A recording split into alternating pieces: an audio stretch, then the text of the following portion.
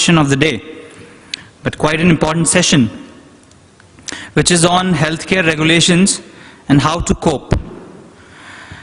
For this session, in the panel, I name the speakers and invite them to stage. I start with Dr. Rajiv Kumar Jain, Director,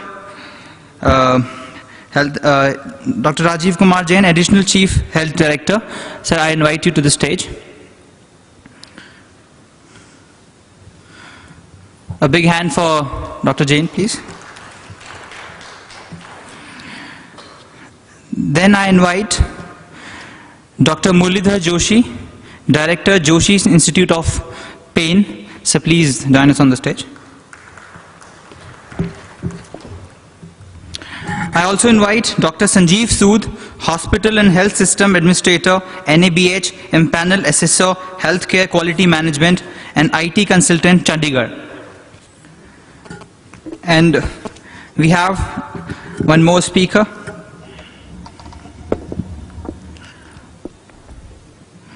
As a fourth speaker in this session, I invite Dr. Silva Vinayagam, Joint Director, TNHSP, DPH, Government of Tamil Nadu. Sir, you are welcome on stage.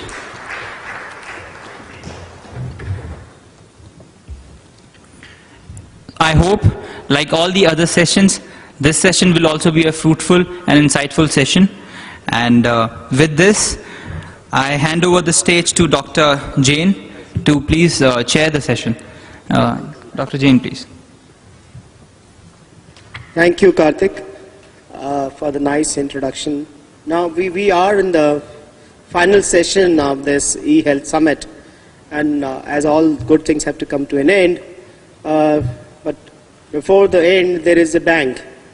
And the bang is how to cope with regulations in the health sector in India.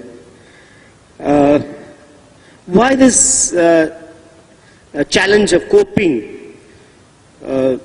You would be able to understand this if I enumerate the few, if there are few, laws governing the healthcare sector in India. Can you believe India has 25 laws which relate to commissioning of a hospital? 25 laws to master all the time, and if you're not following one of them, you are in a soup. Now, to run a hospital, you need doctors, nurses, and all. For qualifications, conduct, and practice of medical professional in India, there are 19 laws. Can you believe it? 19 laws. Now, can you deliver healthcare without drugs? Now, how many laws regulate storage, sale of drugs and safe medications? Again, there are 19 laws. If you want to do research, that is biomedical research in the hospital, and without biomedical research, no scientific advances in healthcare can happen. There are only 2 laws, only 2. But if you know the laws, then you realize the complexity of following these laws. In the hospitals, you manage patients. How many laws regulate the management of patients? 21 only in India. How many laws regulate the medical legal aspects of patients in the hospitals and healthcare services? There are 11 laws. And the list is going on. For the safety of patients, public and staff within the hospital premises and environment protection, there are 23 laws. And believe me, I have not yet started enumerating these laws. I am just counting the variety and the range of laws that govern the medical profession in India. In the hospitals, you will employ certain manpower. For the employment of manpower in the hospital, there are 28 laws. For professional training and research, there are 4 laws that you have to adhere to. And for running the business of hospital, you have to adhere to only 15 laws. Could you total all these laws? That will be also a Herculean task. Leave aside coping with these laws. So, would it not mean that you have to engage a full-time lawyer in the hospital before you start the business of hospital? Or you would also agree with me that if we have to really operate healthcare service, you have to be first studying the LLB course or LLM course preferably, and also stand in first grade in the examinations of LLB and LLM, besides having MBBS or other qualification. Now, if this is the state of affairs, is it possible to have a single law, or is it not possible to have a single law? If it is possible to have a single law, is it possible to have a single regulator for regulating all these laws? And that is another larger question. Who is the single regulator for the healthcare profession in the country? Or do we have, or do we not have? Any idea from the audience? Do we have a single regulator in the country for the healthcare or not? Yes or no? No? But do we have a need for a single regulator in the healthcare profession or not? Yes. But till date, the public debate in India has not been addressing this very crucial issue of the practice of healthcare profession in the country. The entire focus is on actually trying to adhere. You can only try to adhere. You cannot actually ensure adherence at all times because of multiple factors. You can only try to adhere to this multiplicity of laws that are in place for running the hospital or business of hospital or doing biomedical research or providing drugs or employing health professionals. In our panel, we shall try to address a few areas in this complex scenario, and we'll try to make an attempt. If there are any solutions for this intractable problem, then what are those solutions? And if those solutions are visible, what will be the methodology to actually implement these solutions in India in a manner which actually catalyzes the process of further growth of the health sector and not stop the growth of the healthcare sector in India. And when I say healthcare sector, it means healthcare sector in the government sector, healthcare sector in the non-governmental sector, and within the non-governmental sector, healthcare sector within the corporate sector and the non-corporate sector, because a large number of non-corporate players have been there in the health sector in India, which are commonly clubbed as NGOs or trust hospitals or charitable hospitals. But they are run with public or private trust money for public good, and huge population is actually taking services from these very hospitals. The largest example would be the Christian Medical College Hospital or Vellore or many religious trusts which are running a good number of hospitals for a long time in India. So with this background in view, I would like to ask Dr. Joshi, you have been an anesthesiologist and actually dealing with life and death all through, and presently into e-health and actually running a pain-focused hospital. What are your views? Do we really need these laws?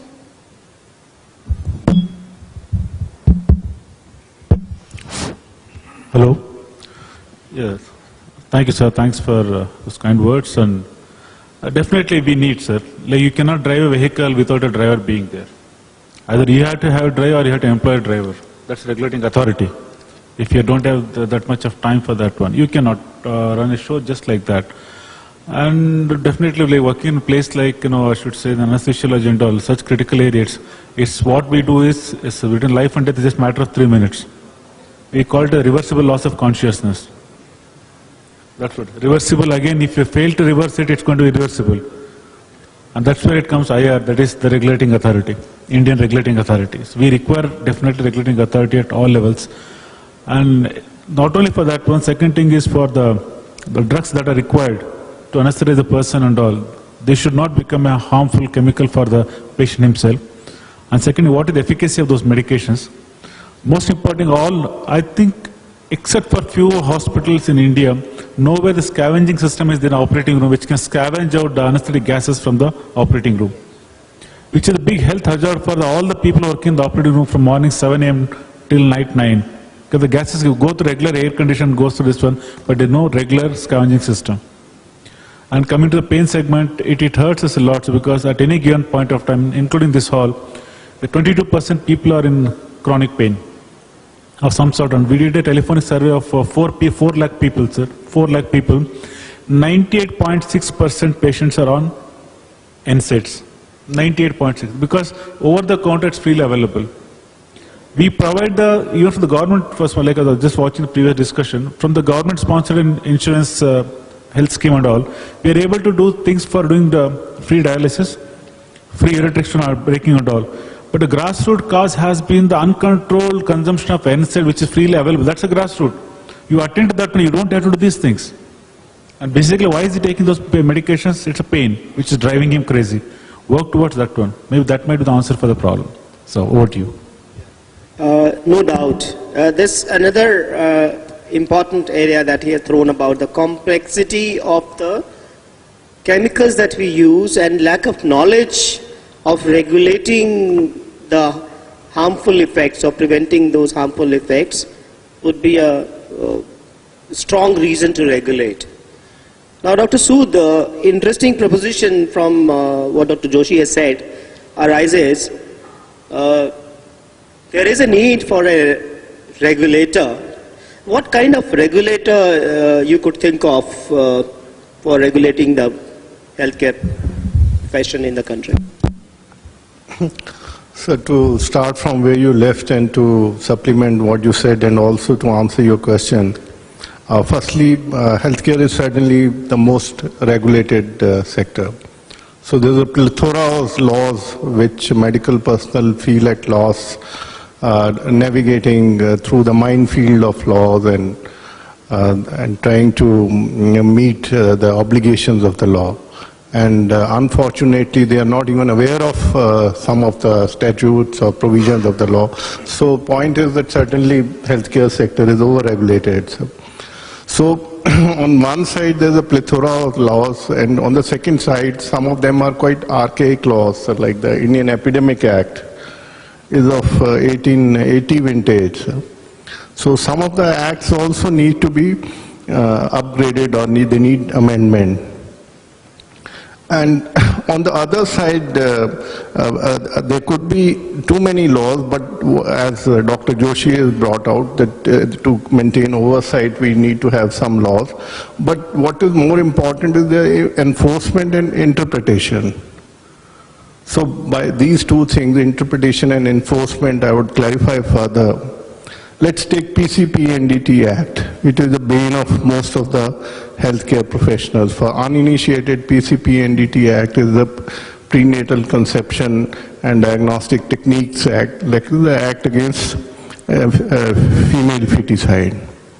Now it's purely a socio-cultural problem, but the legal authorities have come very high-handedly on medicos.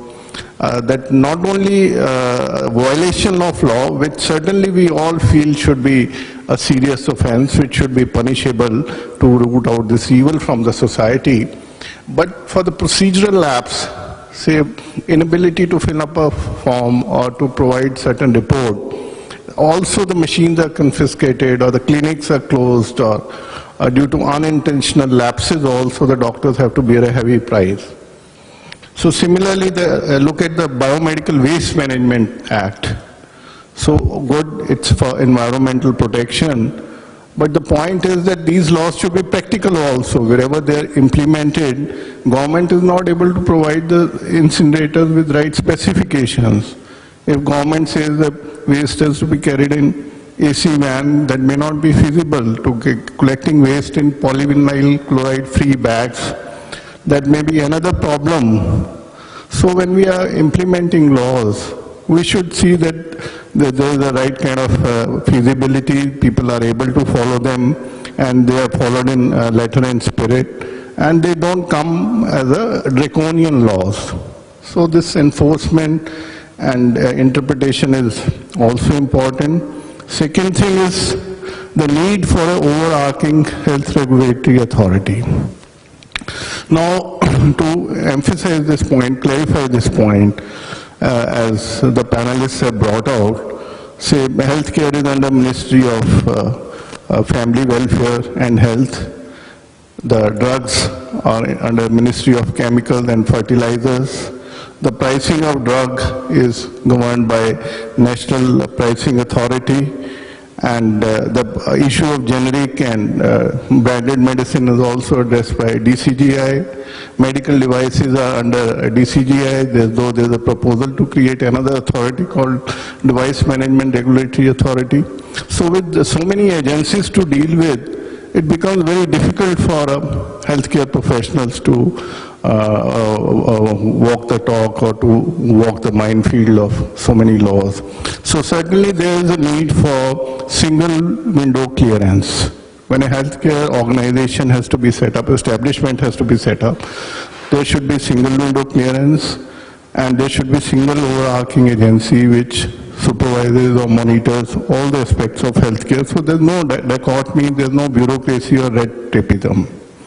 And another issue is that certain laws which may be needed or which were flawed and couldn't see the light of day, or they have not been accepted widely because of the protests by the Indian Medical Association and so on, like Clinical Establishment Act or National Healthcare Bill, National Council for Human Resource in Healthcare. So all these laws, the government has no time to look at these because it is being in other affairs. But certain laws may be needed now with the changing times, like something akin to HIPAA may be needed, where the sensitive and confidential data of the patient is protected. As of now, we are not aware that if the data is lost or there's a cyber theft or thing like that, what are the remedial measures? Is there any need to notify loss of patient-sensitive data? And similarly, something on the lines of Patient Safety Act. But point is that more important than plethora of laws is the proper enforcement and the proper interpretation. So that is my take. And there's certainly a need for a single regulatory authority that can oversee all these legal statutes. The point is well taken, Dr. Sood. You need, you may, of course, one may say that you may continue with the acts, but you need a single regulatory authority for the healthcare sector.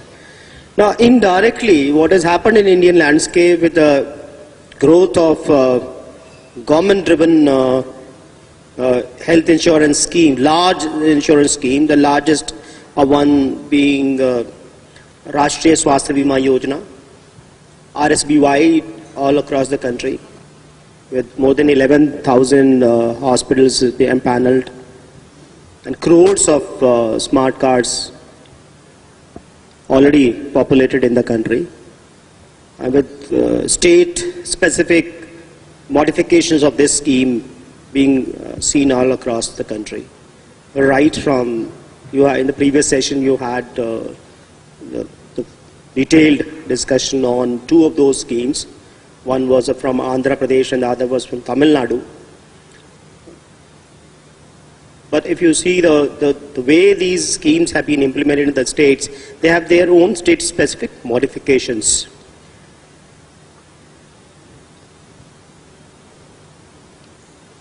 Dr. Selva Nayagan, having administered this one of the large health insurance schemes in Tamil Nadu, don't you start feeling that this could be a mode of regulating the health profession in geographical areas?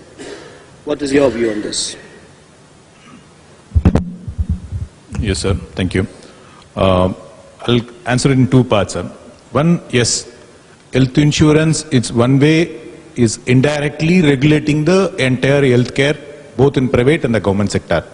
See, the way in which we collect the documents either for pre-auth or claim payment, the way in which we approve the specialty based on the qualification of the doctor, availability of the specialty, and we pay according to the facilities available in it, the way in which we subject them to the medical audit, scrutinization. See, all these things, including the price which we discussed in the last session, we are controlling it indirectly. See, maybe with our financial power, we are able to bring out the requiredness in the private provider. But as such, when you're talking about the law, see, it is rather not enforcing the law is the problem rather than coping up with the law. So even though we have a multiple laws, see, right from you listed out many hundreds of laws, the common one, your MCI, nursing regulation, drug control, biomedical waste management, including your minimum wage act, unfair pricing, service tax, IT, all these things are there. But we need a common act. In that way only, both the state government and the central government proposed our Clinical Establishment Act.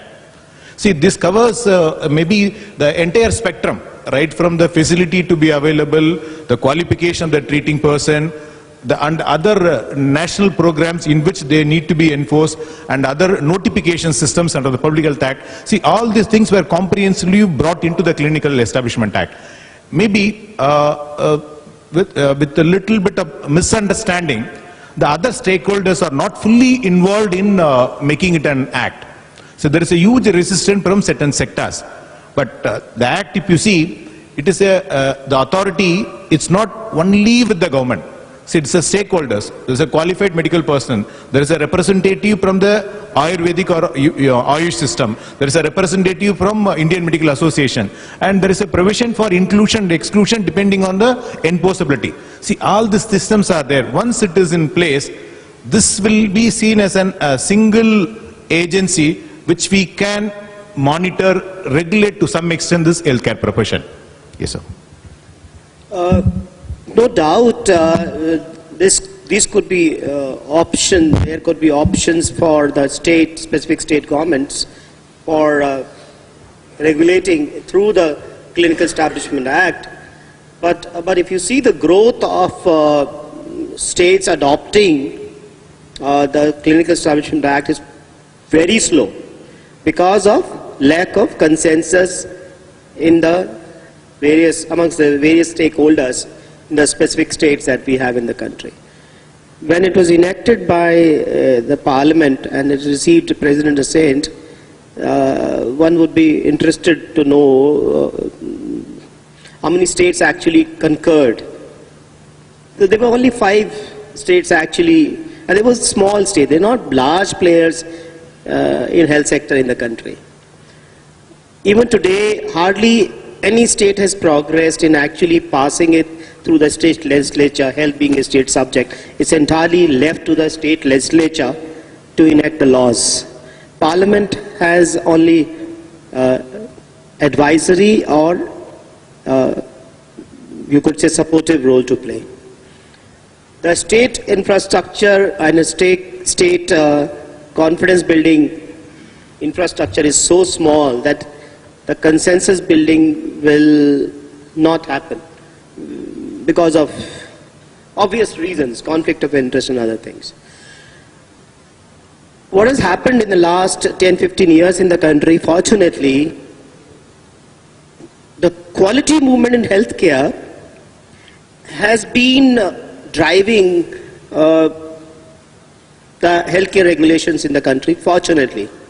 Specifically, I would like to mention about NABH, National Accreditation Board for Healthcare Providers, under the IGs of Quality Council of India,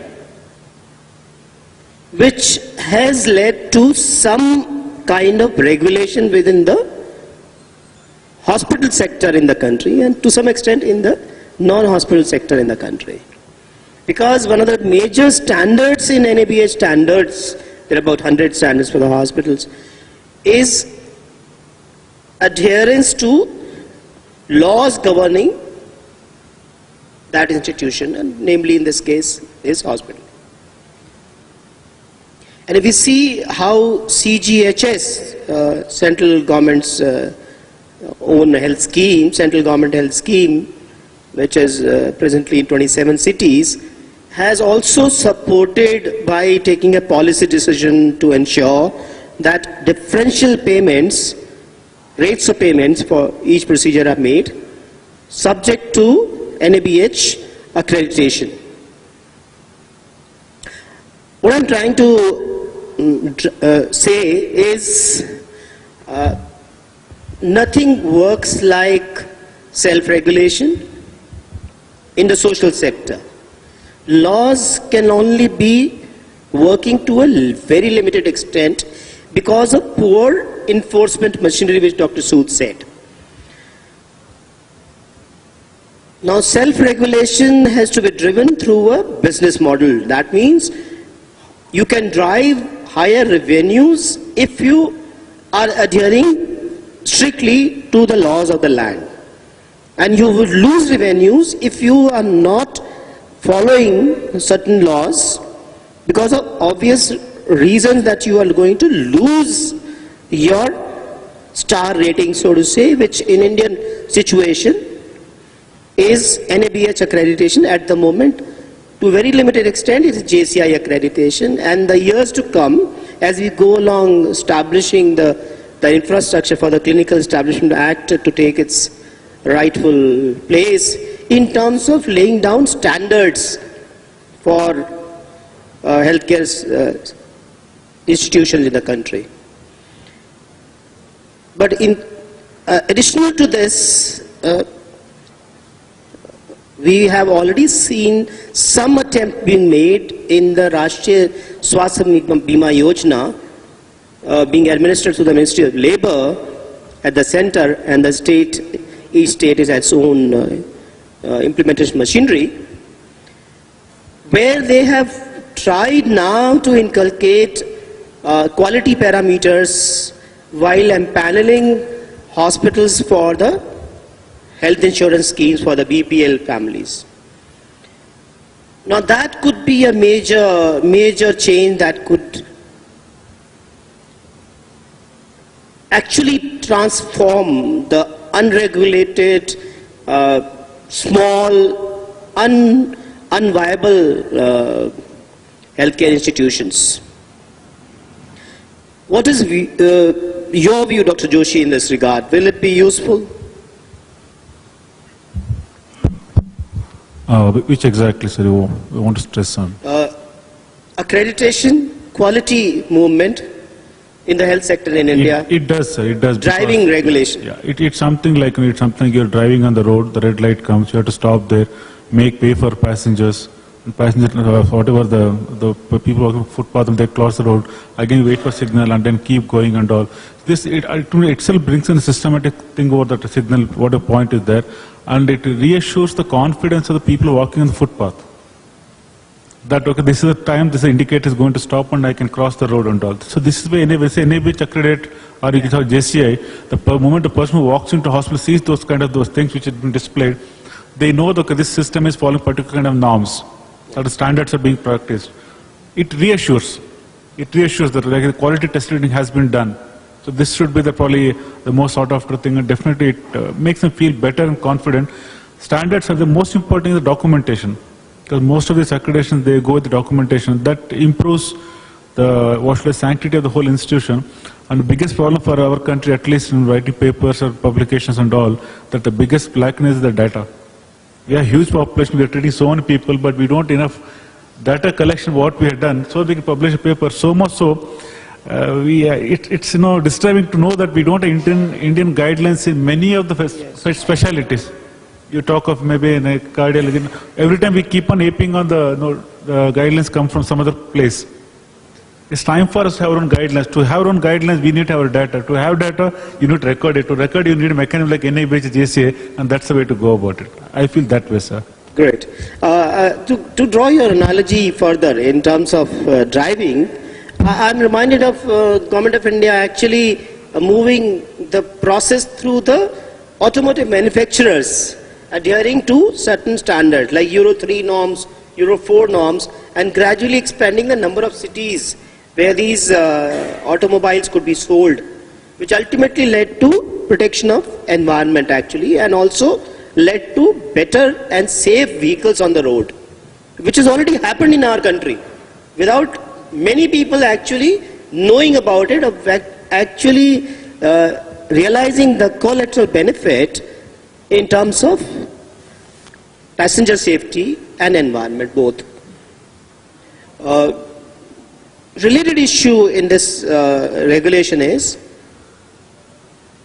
what financial mechanism need to be created to ensure that this change process expands. What are your views, Dr. Sood, in this regard? How do we expand this coverage of quality movement, driving health regulations in the country? So certainly, sir, after we address the needs of accessibility, affordability, we come to the issue of quality. Now, NABH accreditation is gaining wide acceptance, and the quality movement is gaining momentum.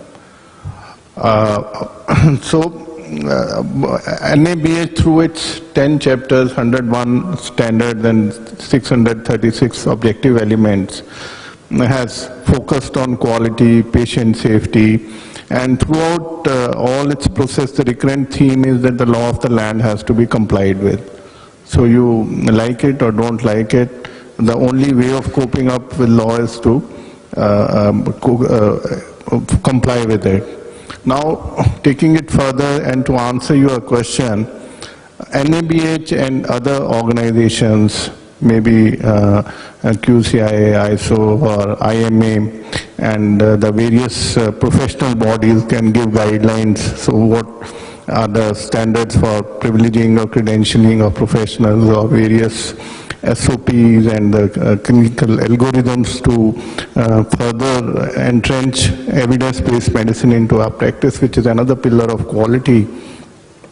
They can do much beyond that by providing government and these such bodies which I have just enumerated, beyond enacting laws, they can issue certain directives and notifications which can provide conducive environment for growth of the healthcare sector.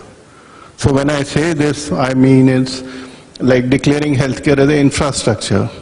It has done to a large extent, but more incentives need to be given in terms of exemption from custom duty, import duty, excise duty on hospitals being set up in tier 2 cities, or hospitals below certain strength, or on life-saving equipment. So these kind of incentives government needs to provide. And incentivization, disincentivization is a known mechanism which is accepted worldwide for promotion or discouragement of certain activities. Like smoking, the government has been disincentivizing, imposing more tax. And certainly on positive healthcare activities, and say, to further explain my point, healthcare organizations which are adopting IT, they could be given certain exemption on certain taxes, or NABH could reduce its fees on accreditation of such hospitals. So with slew of measures, we in healthcare sector, we also have a problem of nursing homes, not only hospitals and nursing homes, but also medical colleges. So government can enact, or it can pass certain directives or notifications where it can relax the norms of opening medical colleges, so that we can overcome the problem of doctors, nurses. Similarly, we can, like in other countries, we can legalize nurses to prescribe. this is one area where I feel we strongly need to empower our paramedicals. So where government needs to take a leadership and pivotal role. So it's not just through passing laws. It's beyond that. Government can provide very enabling and facilitating environment by providing schemes which aim towards universal health coverage, by providing incentives and disincentives, by providing tax rebates and exemptions, and even NABH can provide certain incentives to the hospitals will adopt good practices, demonstrable things like do adopt IT in their workflows. So there are ways and means where we can certainly promote the quality issues in healthcare by these means. The point is well taken in the context of incentives and disincentives for expanding the use of quality as a tool for healthcare sector regulation. One proposition which I have for Dr. Selvanayagam, and I want your reaction on that. Like Rome was not built in a day. Any hospital or any hospital owner wanting to get NABH accreditation, he has to travel through a journey. And any prospective empaneled hospital also will have to travel through a journey of learning and journey of actually helping the healthcare profession to grow. If I say, instead of having one single yes and no accreditation versus no accreditation, don't you feel star rating from 1, 2, 3, 4 and 5 in terms of quality parameters, and say anybody 4-star and above is actually NABH accredited? Any hospital less than 4 is not NABH, but relative quality between 1 and 3 is for the consumer to experience and consumer to decide. And if that is so, will it not compromise the so-called reservation that healthcare regulator always had in the country, that we are compromising with quality of care? I'll agree, sir. Sir, first point, always this regulations, if it is self-imposed, it will have a sustainable effect. See, even the government imposes with a maximum machinery, as long as the people are there, it will be imposed. After that, it will go away. In that way, say NABH, as of now, is accepted as a quality standard. In fact, we already started working on this line, sir. So instead of having a yes or no, 1 to 100 mark, so we thought we'll have it at 2-3 levels. Something like an entry level, something like a progressive level, and then full accreditation. See, we thought we'll grade the hospital according to the compliance level, maybe 40%, 50%, 70%, and pay them accordingly. See, right now we have package costs, which varies from A1 to A6. Each grades will have 10 to 20% difference. So if you started imposing it, may not now, so when I start notifying now, telling them that maybe period of 6 months or 1 year, so you can be right now an entry level. If you are able to progress to the next level in 6 months, you will have an incentive of another 10% added to your package cost. See, in that way, we thought will motive. And if you see all those NABH guidelines, hundreds and 600 type of classes will group in such a way that the minimum required criteria, or what you call it, the mandatory criteria, are put it in the entry level. See, as and when they progress, it's just an added value, and it will be an added value in the form of financial support to the hospitals. This is what we plan. We'll try to let you know the progress, sir. Wonderful. Now, of course, the issue is actually more complex than it is apparent. Healthcare sector in the West, its growth and its adherence to regulations, and in India the same thing happening, will have different trajectories and different path. I believe what Dr. Selvanayagam has just now mentioned, this will be the more appropriate Indian model, more sustainable and more appropriate to the income level that we have in our country, where the healthcare sector has been evolving through a very difficult process because public financing for healthcare sector is almost negligible. It is, you will be shocked to know that 70% of the hospitals, even today, are individual owned. It's not company registered owned or trust owned. And again, 70% of the hospitals in the country are less than 30 beds. They are small nursing homes operating from non-commercial sites. And the health insurance sector is now facing the dilemma how to expand the health insurance in the areas of the country where healthcare infrastructure does not exist. Our healthcare infrastructure, if you see, is concentrated to the south and west of the country. If you see the landscape or the geographical distribution of hospitals in the country, they are predominantly located today, 1, Andhra Pradesh, 2, Tamil Nadu, 3, Maharashtra, 4th, Kerala, 5th, Gujarat. And then you see a sudden drop. Just travel in the interior of Uttar Pradesh, Bihar, Madhya Pradesh, Odisha, even West Bengal, leave aside entire northeast, and then travel to Tamil Nadu, Andhra Pradesh, Maharashtra or Gujarat. And just look at the hospitals in the tier 2 or tier 3 cities, you would understand what I'm saying is correct. Now, Dr. Sood, if that is so, the issue boils down to regulations versus growth of the healthcare sector. How do we balance this dilemma? That's a very tricky question, sir. We cannot over-regulate also because then the creativity will be killed, and we cannot under-regulate because then the already medical negligence and interest of the patient may be not safeguarded.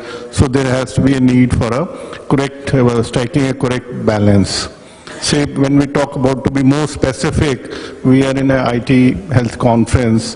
When we talk about providing norms or standards for healthcare IT, the standards or the codes or interoperability issues, it has to be a guideline kind of a thing. It cannot be a binding or a prescriptive thing, because then it will lead to stifling of the sector. It will prevent the growth or the innovation or creativity by various entrepreneurs. So that is one point. So there has to be right balance between growth as well as the regulation. But I will just take your permission to come back to the previous question. Of course, NABH accreditation is a voluntary process. It's not a compulsory by the government or by any regulation.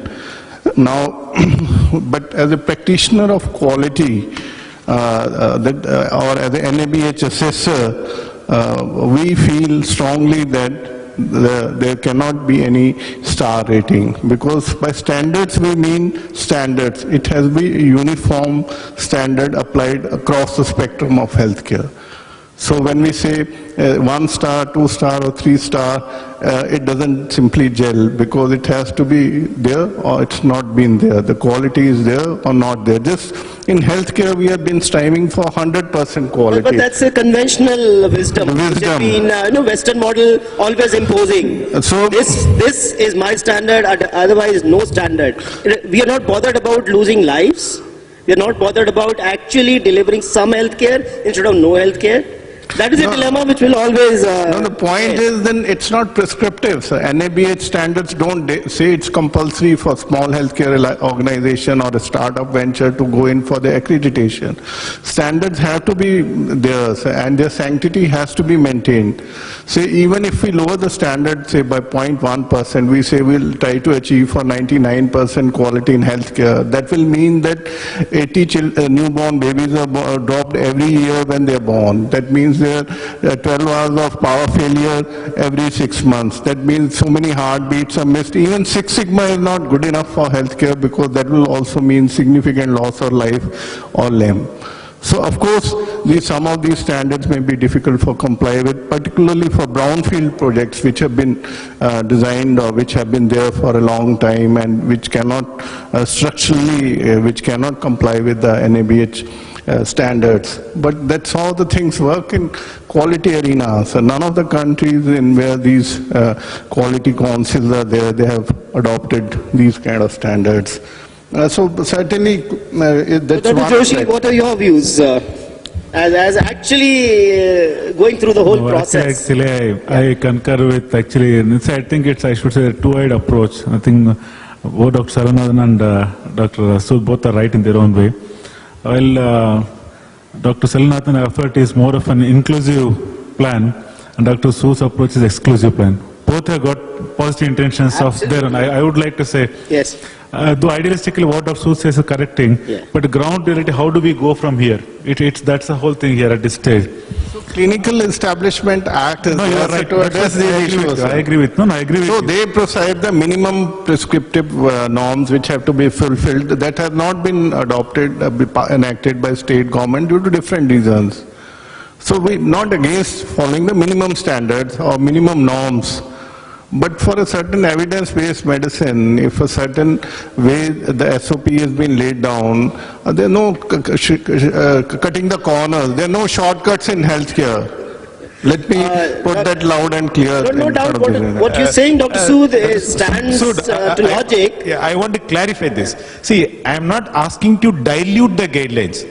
See, we should understand that the hospitals are with their own effects and interests, they are slowly progressing towards the guidelines, progressing towards the quality.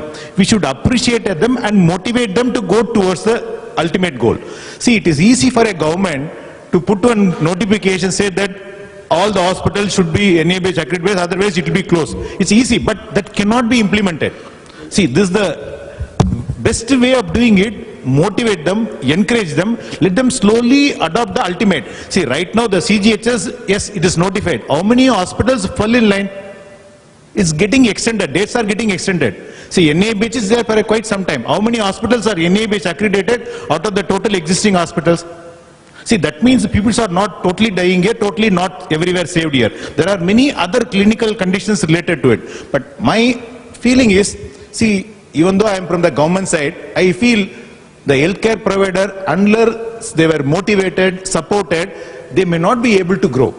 So it is ultimately the purpose of the government is to enable the private hospitals to grow as well as to strengthen the existing government hospitals and make them to grow. Thank you. Now at this juncture, I would like the audience to react. What is your view, and that should be in yes or no, to transparently create a structure where quality, regulation through quality, of course, staged quality, that is a progression from, say, lowest level to highest level. Lowest means minimum standards. Lowest does not mean not meeting minimum standards to the highest standard, which is NABH or JCI, whatever. Is it a viable method of regulating the healthcare profession? Yes or no? Any people who say yes, kindly raise your hands. People who say yes, that this is the right method of driving the healthcare regulation. I would like you to react yes or no. So first, raise your hands for yes. And you have no choice not to say no either way. Only you have to raise your hands. How many people say no?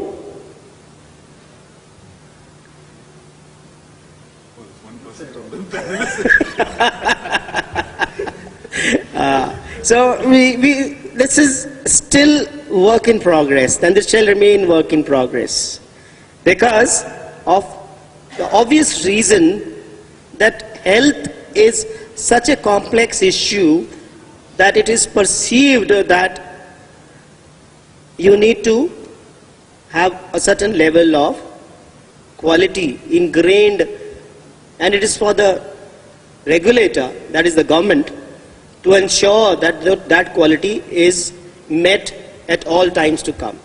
At all times the healthcare is delivered. But I'm reminded of one reality which CGHS administrators also went through. For many years the CGHS empanelment process was being driven by the NABH. The body which gives NABH accreditation were also performing the role of inspections for CGHS empanelment. I don't know how many of you are aware. Even today, the CGHS empanelment is actually done by the same body which does NABH accreditation. And mind you, those recommendations are not based on NABH standards. They are based on CGHS own requirements. Now indirectly, those so-called two standards had already entered the Indian healthcare sector. Third driver which I had seen over the years is the Rashtriya Swasthya Bima Yojana empanelment. It had been operative in many states in the country, almost all the states in the country, because it's a centrally funded scheme, transformed by respective state governments in different names and different formats and different structures. That was also, that empanelment was also without NABH, without CGHS empanelment, which was unique to the insurance scheme that was occurring. Now suppose a hospital which is not NABH empaneled, which is not CGHS empaneled, which is not Rashtriya Swasthya Bima Yojana or Tamil Nadu model of RSBY or AP model of RSBY or any other state model of RSBY is not empaneled, would it be appropriate to go to that hospital even if you are a APL beneficiary? What is your view? Sir, this approval of, I would like to just add one more point here after NABH or whichever. A lot of places, what I see that, as Dr. Sood pointed out, many hospitals have come up in the last more than 1.5 decade. And they have constructed whatever theme they thought in that mind at that time. Now suddenly we said this is a standard. Now this wing should not be there, this door should not be there, this has to be broken, this can't be here. That is where, though everybody wants to take the certification of the NABH and all, this has become a big hurdle for many institutions. They are unable to comply. They say you should have so much of parking area. Now go for some DM and all those things. You're around 60th year and you've been treating people like we had MS general surgery people, neurosurgeons. After that one MCH has come. So it doesn't mean that somebody has worked for 30 years, you cannot say all of a sudden you are not a neurosurgeon because you don't have MCH. So this is a whole dilemma. Like I don't agree really, because if the infrastructure has to be strengthened and that is the criteria because which I could not get any BH, doesn't mean that I am not fit to take any patient as such. Absolutely, that is the wrong policy is what my personal feeling, sir. Yes, Dr. Sood, your views. Sir, the main point which need to keep in sight is that NABH accreditation or any accreditation is not synonymous with quality, like what Dr. Joshi is saying. It's just one of the ways or means of achieving quality. You can adopt other quality methodologies also. What are most of the hospitals, particularly those in government sector or those who are resource constrained, need to do is to provide basic amenities, sanitary conditions, good infrastructure, and ensure that there are no harms to the patient. The patient safety is adhered to, there are no adverse events, there are never events like wrong side surgery or wrong eye removed or wrong surgery on a wrong patient, meaning misidentification of the patient. Those are the first and foremost basic things which we should comply with. Then we should talk about issues like practicing evidence-based medicine or following clinical algorithms or SOP. So you have mentally to visualize a pyramid of quality. We don't need to straight away jump up to the Six Sigma or a Kaizen or 5S or maybe accreditation. So it has to be a step ladder approach. And NABH accreditation, or for that matter any other accreditation, is just one of the tools of achieving quality. It's not the end of be end and be all of quality. So that is first point. Certainly, then we need to have ensure that we provide the basic amenities in our hospital, safe care, and in a good environment and ethical practice. Those are the more pressing issues in our setup. Now we are actually driving ourselves automatically towards some kind of consensus.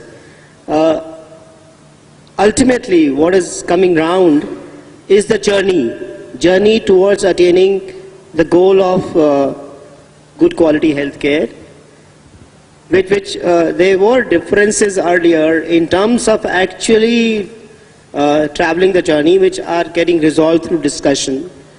Another proposition which I want to throw at for discussion amongst us is, if you recollect, there was a mad rush in healthcare sector, say 10 years back, to get ISO certification. Maybe many of the hospitals did not realize what ISO certification actually means for the practice of healthcare. Am I right in saying that? Many of the hospitals still carry the logo of ISO. Yes. And that is related to what you said, Dr. Sood, intent versus practice.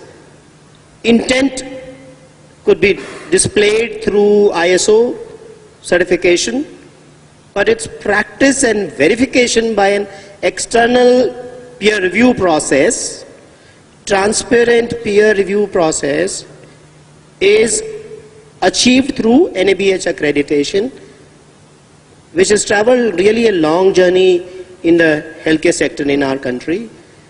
And mind you, NABH is a global standard of quality in healthcare. It's not an Indian standard. Many people wrongly feel that it is India's specific standard. It is not. It is a global standard for healthcare delivery, because we are part of the international quality in healthcare movement. NABH is the Indian body which is affiliated with the international body for quality in healthcare. If that is so, then what prevents these few states where good health infrastructure is available? Clinical Establishment Act, which lays down the minimum standards regulation, is not moving forward. The actual intention of government is, yes, to move forward the earliest. But the problem is we want to take the provider also take into confidence before enforcing it. See, it is passing in assembly, just putting a note, getting voted, it can be passed. But unless there is a consensus among the provider, it is very difficult and it may not be enforceable also. So we thought we'll have a democratic way of implementing it. That's why it's a delay, but otherwise it will come in due course. So well said. Actually, enactment is not the end. Consensus building is the end. And that is actually the true spirit of democracy. The legislature should represent the will of the people. Now, will of the people can only be determined through discussion and debate, as you mentioned. So, the process, as it seems, which is now coming out through discussion, is that this process of Clinical Establishment Act would be a sheet anchor for ensuring healthcare regulation, but it will travel through a slow journey through consensus building approach, and more advanced, more developed the healthcare sector in specific states in the country, longer shall be the time needed for this consensus building. Andhra Pradesh, Karnataka, Tamil Nadu, Maharashtra and Gujarat will travel through this journey through a process, and it's also related to established democratic systems. How established the governance is in these very states, where people who adhere to laws have faith in the law enforcement machineries. Wherever in the states, especially the governance models are weak, this process of confidence building shall be very slow, if you agree with me. And in the states where this is quite established, governance models, enforcement machinery, trust, the process shall be faster. So Dr. Joshi, how would you assess the scenario in Andhra Pradesh in relation to the Clinical Establishment Act? Yeah, I think I would like to give an overview of all the four of us what we are sharing. It's something like what we are trying to include the NIBH regulation or the clinical whatever. It's something like I am used to going out of this room from this door all these years. Now suddenly one fine morning you say you cannot go from this door, you have to go from that door. I will show resistance. Same thing you will see on the road. If you're crossing the road, which was normal regular right turn there, and they put a block saying that you cannot take U-turn here, go from there. And you'll see many two-wheelers trying to cross that junction only. This is the kind of resistance which is human, which is going to, and probably health sector I don't see in any way difference. Probably what I see in most of the hospitals, the resistance comes from the hospital, actually the personnel themselves. They say like, you have to do additional paperwork for recording, for doing and those. What you have been doing all this is simply, suddenly you have to do all this additional recording, additional things you want, that their resistance comes. It's not that they're against the implement of NABH. The additional amount of work, what I have to do for the same work, what I was doing all this year, resistance comes. One good model, if you ask me, of course, with maybe suggestion, maybe it may be difficult to implement, is grassroots level medical college.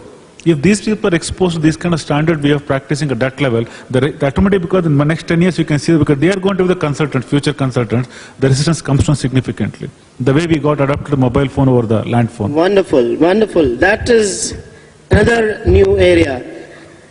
How do we inculcate this particular domain, knowledge, within the healthcare professionals, that is the medical colleges, nursing colleges and the paraprofessional colleges? That is from there the whole process of growth of regulations or healthcare professions and quality shall ultimately grow. That is what you mean to say. One more point I want to add, Dr. Kipral, can move on. Same thing applies, like we still, all undergraduates who after the MBBS, they should go to periphery for 1 year to serve. Okay, you are sending the soldier. Are you empowering with enough ammunition? What are the common clinical conditions he might see in the primary health center? What medications are available? And we have to spend about 6 weeks time with him. Look, this is what you can expect and all those things. So the question is that you cannot, so again resistance will come. Yes. Resistance will come, I would not go to periphery. The fear. My seniors have not gone, why should I go? In fact, I'm reminded of foreign medical graduates of Indian origin resisting to be tested once by a national body to be allowed to practice in India. Initial resistance was there, they had a lot of misgivings, but today if you see the Indians who graduate from medical colleges in Russia, China and other countries are willing to take up the test, willing to go the extra mile to clear the benchmark of the examination which is conducted by National Board of Examinations, to be able to say that I meet the Indian standard of healthcare for medical professionals. So many of the students whom I talked to who cleared this examination after 2 or 3 attempts feel so happy that though it was difficult, but it was worth it. To be able to get the confidence that what I'm going to practice lifelong, that I have been empowered to learn. It's not the passing of that examination to be licensed to practice in India, but it is the process and the confidence they get to be able to lifetime practice and get the confidence that what I will be doing would be right. That is, I feel, Dr. Sood, won't be that would be the right method ultimately, where the standards are transparent, they are tested by external peer review, in a transparent process, in a process where the government creates a supportive environment and also ensures that wherever gaps are there, they are addressed through a process of infrastructure, through training, through retraining, and possibly a financial mechanism through the Planning Commission to ensure that these gaps are filled. What is your view on this? Very true, sir. What you brought out and pointed out, that to send the doctors in the rural areas, one needs to provide good infrastructure, enabling environment where they can practice properly. See, it's very difficult to look at the psychology of doctors. Anybody who does medicine does it to improve his lifestyle, to have a good standard of living, which he is rightly entitled to.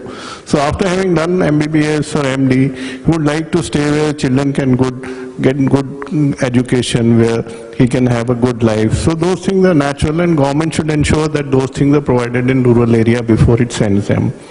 As it comes to opening more medical colleges and nursing colleges, empowering paramedicals, the government is alive to this problem, and partly acting on these issues, government has already relaxed the norms of the area requirement for opening a medical college. Even the corporates can now open medical colleges. Earlier only individuals or the trust could open or government could open. Only 3 entities could open. Now the corporates can also open medical colleges. MCI Act is being amended. They went in for NEET. That's a different matter. The Supreme Court quashed it, but the general consensus is that it was a good thing having a uniform exam and a standard for all entrance, for the PG entrance. So these are the good initiatives, as you brought out, good mechanisms. The government is looking into opening colleges, particularly in resource-constrained states like Jharkhand and Bihar and these areas. But the problem will be where to get the teachers from, because teaching is not much sought after by the medical professionals now.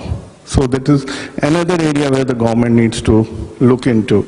And as coming back to, taking you back to bit to the Clinical Establishment Act, there's a need to build consensus, and government has realized that the problem with professional bodies like IMA and majority of doctors are opposing Clinical Establishment Act is that it requires that any emergency that comes to them, they have to not only stabilize it, but also transfer that emergency to the next referral hospital upper in the echelon.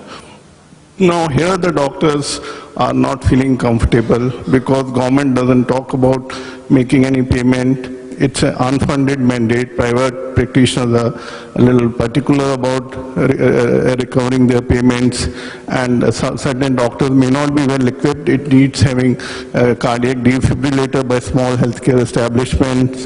So it will increase the expenditure of the small healthcare establishments, which you have brought out are the majority of the healthcare landscape.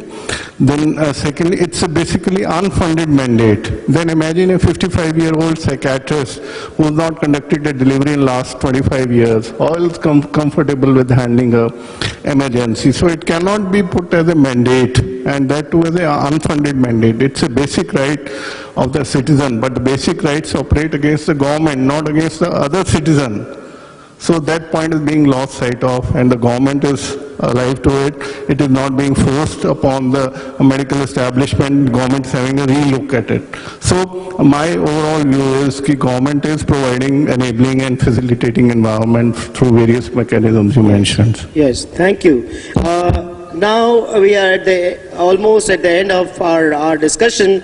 I would now request each of the panelists to give 10 seconds each, 2 agenda items, so to say, to cope up with healthcare regulation, 2 practical healthcare regulation agendas. Dr. Selvanayake. Sir, one thing. See, we need to increase the available quantum. Yes. So for that, we need to relax the rules like your MCA rules, nursing rules. We can increase the number of seats. That's one thing. Yes. Once the number is increased, we need to push them to the periphery. See, we need to push them maybe by incentive, like giving them 50% like in the salary, 100%. Yes. But the same way, say when I'm licensing or regulating a private sector, I should ask those people to adopt a PHC which I want. Say maybe every medical college license, I'll ask them to adopt 20 PHCs in a district which I want. For a corporate hospital, if I want to license them, let them adopt 100 PHCs. See, if this is enforced, it may not be liked in the initial stages, but that way it will ensure that private sector is also actively participating in giving the care. Some kind of give and take. Yes. Dr. Joshi, your take, 2 points. Yeah, but from my point is only one thing. It's like you want to really standardize the healthcare delivery system in the country. You start from grassroots level, start from medical college. Start implementing this. No more new laws are required. Whatever things you start implementing from, because they are going to the future consultants of other hospitals and they are going to take it in. And second thing is, at this moment, we feel that apart from whatever the government of Andhra Pradesh and government of Tamil Nadu, they are doing and all, we have to do a lot of epidemiological work in our country to understand the magnitude of the problem. Still, a lot of diseases not caught. Still, we are lost in IMR and MMR. Still, a lot of things are there. A lot of new diseases which have come up. We have to work on that. An epidemiological survey is one thing to understand what is our magnitude health problem. No doubt, no doubt. Dr. Sood? So my wish list to the health minister will be, if he is willing to listen to me. Number one, declare healthcare as the infrastructure industry, give it all the incentives, tax rebates and tax holidays as is being given to the other sectors, say IT parks and biotechnology parks and so on and so forth, say exemption from custom duty, import duty on the import of essential equipment, life-saving equipment, life-saving drugs. Government has already done it and to a large extent, but it needs to do further. Second wish list would be to have a single window clearance for all the acts, licenses for which new healthcare establishments need to apply, say single window clearance for PCP application for PCP NDT Act or Human Transplant Organ Act and the biomedical waste extension of licenses, all being done online, and if that is not possible then through single window, that will reduce a lot of hassle for the doctors. My wish list would be all what you have said. In addition, two, again, underline already discussed issues. Strengthen self-regulation environment, 1. 2, create a financial driver for healthcare regulation. These are the two things which occur very high on my agenda after the discussion that we had. We had a very fruitful discussion. Very clear ideas came through, and hopefully this complex issue of healthcare regulation and our coping strategy will be strengthened after this debate and discussion. And this debate and discussion should continue, I hope. Thanks to the organizers for giving us an opportunity. And if there are one or two reactions or questions, both comments and questions are invited, but sharp comments and questions. Yes, please. And then we wrap up. This is the most important aspect of the healthcare in India, which is actually the clinical trials. You know, you can develop, the better formulations in the country if you are allowed to do trials properly. Of course, it's got nothing to do with the hospital administration, the public health, etc. But to start with, what I find in India actually, clinical trials, even though is an industry acknowledged across the world, today we are looked at in a very, very suspicious manner. Not without reason. I'm not saying just like that people have actually been putting in the media. A lot of negativity that is there. Maybe there is no proper clarity on the regulatory system to say this is what is. Like you said, NABL accreditation for a lab. That's a standard. Similarly, maybe for clinical trials there have to be some standard set. DCJ has already set it. But even today, they are still in the process of evolving with the USFDA and all. And what I find is the deviations that are projected by electronic media and print media are minor cases. In the sense, out of 100, there will be 2 or 3 deviations, and they are right to expose it. They should get corrected. But the entire media is flagging the total 98%, the rest of the 98% of the industry, which is wrong.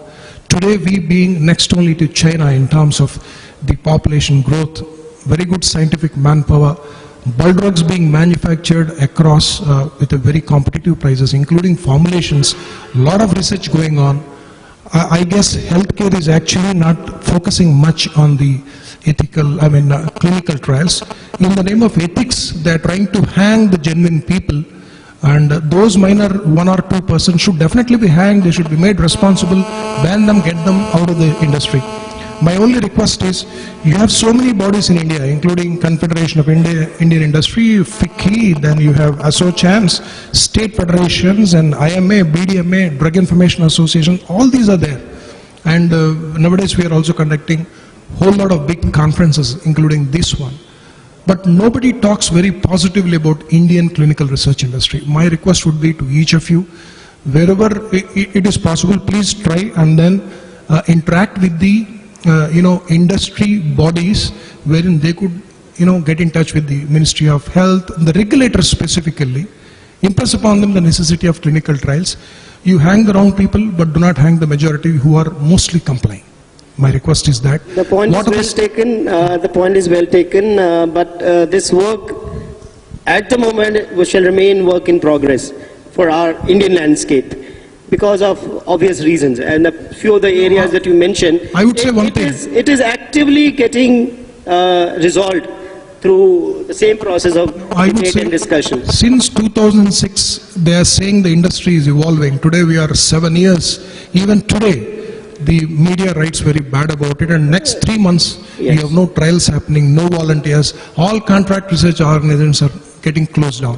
What I'm saying, there is no proactive initiation. Somebody has to do it. I mean, who? I'm not the one to say that, but I agree, but this process will get resolved sooner than later, we think, because of entire need for Indian industry to grow, and Indian pharmaceutical industry shall remain one of the sheet anchors for global pharmaceutical industry.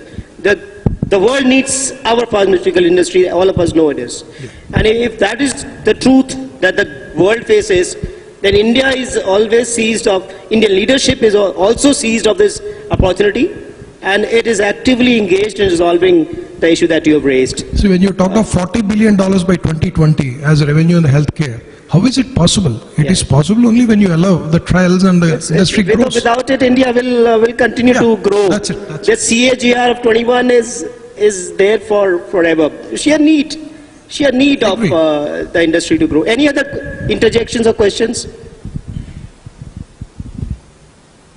If there are no further questions or comments to be made, I hope that we have been able to help or catalyze your thoughts in the area of healthcare regulations, how to cope. Thanks the organizers for giving us an opportunity to share our thoughts and engage in discussion. Thank you. Thank you, Dr. Jain, and thank you to all the other speakers for staging a very insightful session again, and in a little different style. With this, we have come to an end of E-India Health Summit 2013, and I hope we have tried covering almost all the sides of healthcare and IT in healthcare, whether it is government initiatives, innovations, insurance, regulations, hospital management, in these 2 days. And I hope you all have gathered good outcomes of all these discussions. So I again thank you, the audience, the speaker, for the active participation, patiently listening, and I hope we'll come up with something better next year. So with this, I request Dr. Muralidhar Joshi to please give a token of thanks to Dr. Rajiv Kumar Jain for chairing this session so wonderfully. A big hand for the speakers. Then I'll request Dr. Jain to please hand over the token of thanks to the speakers. Firstly to Dr. Muralidhar Joshi. A big hand to sir. Then to Dr. Selva Vinayagam. Thank you, sir. Last but not the least, one of the most active participants in this summit, Dr. Sanjeev Sood. I would request the speakers to have a group picture, please.